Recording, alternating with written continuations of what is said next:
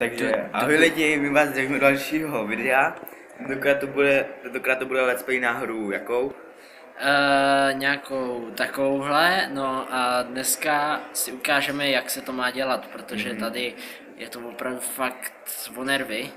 Můžete rageovat a není moc dobrý. Daník nezačíná od začátku, protože už tu hru má fakt jakože dobře rozehranou. No, takže já bude ukazovat, co hraje. Že vlastně tady máte za úkol pozbírat tady co nejvíc tady těch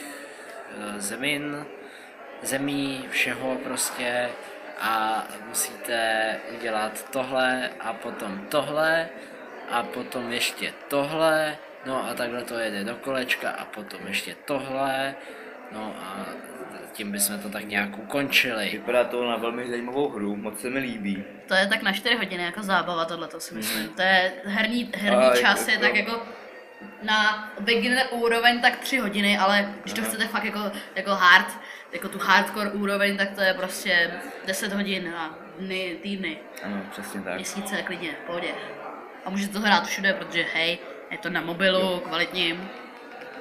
Ale tady ten mobil dokonce vydržel i pod vodou. To je opravdu kvalitka, můžete hrát pod vodou. Jo, to je ponorka, kámo, to je ponorka. Kvalitní stroj prostě. To je prostě jo, no, žádný ty nový iPhone a iPad. A Samsung. Jo, ještě chtěli bychom se vám omluvit, že už se dlouho nevydal žádný video. Je to z toho důvodu, že jsme prostě byli vytíženi učením, protože jsme hrozně chytří kluci. No. A musíme se učit, že jo, protože aby jsme měli dobré známky a tak, no, aby jsme skončili. A hlavně, víš co, ten popelář, ta maturita na to je těžký. To je prostě tak, no to je. Jestli si chcete přivydělat, tak jděte normálně na popeláře. Nejlepší, co může být, hele. Jo no, 30 000 a ještě k tomu na to potřebuješ maturitu, kamarády, ne maturitu. 30 000 ročně, prostě fakt kvalita. A ještě můžete machrovat, když budete mít maturitu před popelářema. To před svýma kolegama, tyjo, to bude.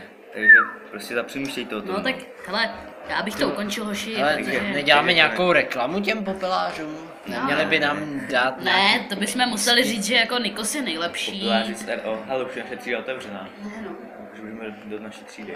No tak my se s vámi loučíme a ahoj. Ahoj. Ahoj. Papa.